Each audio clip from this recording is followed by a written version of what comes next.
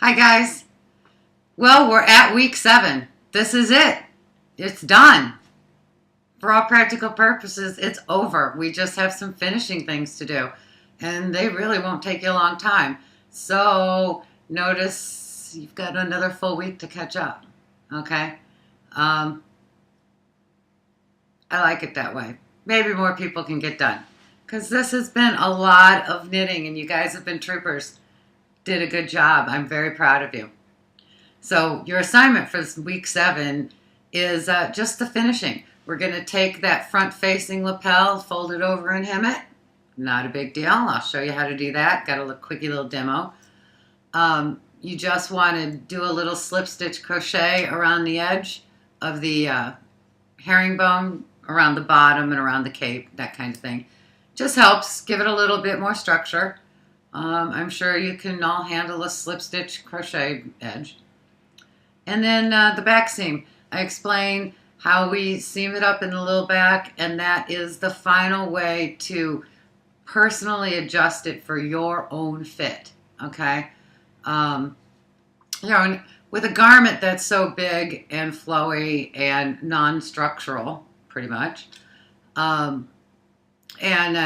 just two sizes fit all kind of thing. You have to have places where you can adjust it for a customized fit, and I show you where to do that in another little demo. So I hope you've had a lot of fun. Don't forget to weave in your ends and wet block, wet block, wet block, wet block, and it takes a while to dry. All right. It's a lot of yarn. You guys know that. You've had it on your lap for 7 weeks now. But very proud of you. Can't wait to see your finished products. I don't have anything finished to show you, and the reason I don't is because I was an idiot once again, surprise, surprise, and didn't take photos of the finished garments. So it's not a big loss. I anticipate the recipients to take pictures, and then maybe we can have a little montage at the end. All right? So, home stretch. I imagine some of you might even be done, and kudos. Good job. It's been a pleasure. See me in the forums. I'll hang around after the knit along, probably not a daily basis, but I'll be around for a while. And happy to answer any questions you've got if you are still plodding along. Okay? Thanks. It's been a pleasure and it's been an honor. Bye. All right. Home stretch, folks. Let's do that seam. All right. If you notice, okay, turn it this way. You might see it better. Here's your herringbone. That's your center lapels. Notice these little bumps. Okay? See the bumps? We're going to work those bumps. We're going to use those. Now, if you've stretched out that edge, the bump is going to kind of be a little bit difficult, but you'll be able to keep on track because not all of them will go away unless you've stretched it really hard. So what we're going to do is we're going to fold this over right to the gap. And you'll see why you don't have to worry about the gap real soon. And make sure you fold it over nice and neat so it's not skewed and your rows are lined up. Okay. Personally, I don't start at the bottom edge. I like to start right here at that first garter ridge. And what I'm going to do is I'm going to go up through the bump at that spot. It's even with that first garter ridge. And go up through the head part of that stitch. Okay? The pearl head or the rainbow or the frown or whatever you want to call it. That's where, oops, got a loop in here. That's where we want to make that stitch. How did I get this knot? There we go. Okay. Don't pull it particularly tight because you want to be able to give yourself some room to work. Up through the bump.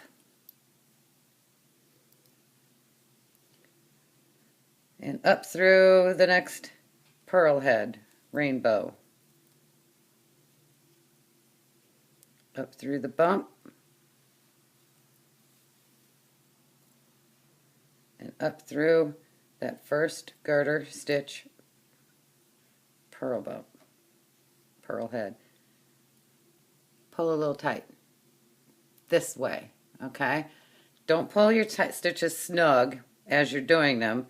Do 2 or 3 stitches and then kind of pull it through. Just give it a gentle tug. It doesn't have to be a lot. Up through the bump and through the rainbow. Up through the bump. Oopsies. There's a lot of, loops and turnarounds and stitches and stuff here at this bump. As long as you snag the area of the bump, I wouldn't fret about exactly where the needle is, just at the bump. Okay? You'll find a rhythm that you like and you'll use it. Now, let me see. Let me get a few more of these done and I'll turn it over and I'll show you why I said before, don't mind the gap. One more and then we'll flip her.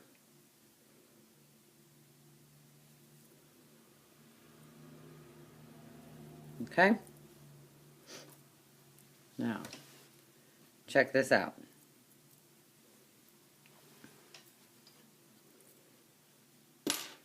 Here's my seam. No gap. Here's where it's not seamed yet. Oh my goodness, check out the gap. But it's gone here. See? Told you didn't have to. Okay, we're almost done. The end is in sight, huh? You've got a garment to wear just when it's starting to get cold out. Yay! All right, so this is one last way to customize the fit for you or for whoever you're making this for. Here's our center back, the Great Divide. You can see our structural panel has been sewed into place, okay? Now it's this seam right here. These ends are open at the Great Divide. With the garment on, okay, you need to figure out how long you want this seam. Generally, 2 to 4 inches is about the span for each of the sizes, okay? It just depends. It'll be a fit issue. What the wearer feels most comfortable with. It's, like I said, and then just go ahead, mark it. For me, it's about 2 3/4 inches is what fits me fairly decently. So, I only got a little seam that's like this long. Just whip those edges together. I don't have a special fancy way to do it because you don't see it anyway. So there you go. The final customized fit. Wear it in good health. Bye.